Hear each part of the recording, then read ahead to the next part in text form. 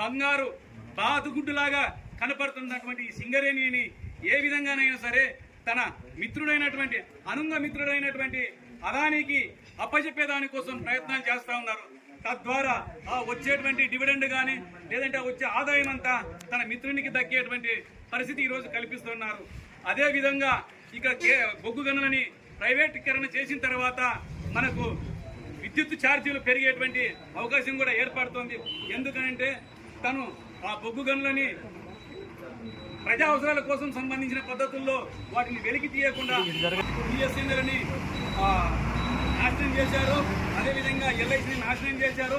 ఈ విధంగా ప్రభుత్వ రంగ సంస్థల్లో ఉన్నటువంటి బొగ్గు గనిని కూడా నల్ల బంగారాన్ని కూడా ప్రైవేటీకరణ చేసి దాన్ని కూడా నాశనం చేసేటువంటి పరిస్థితి.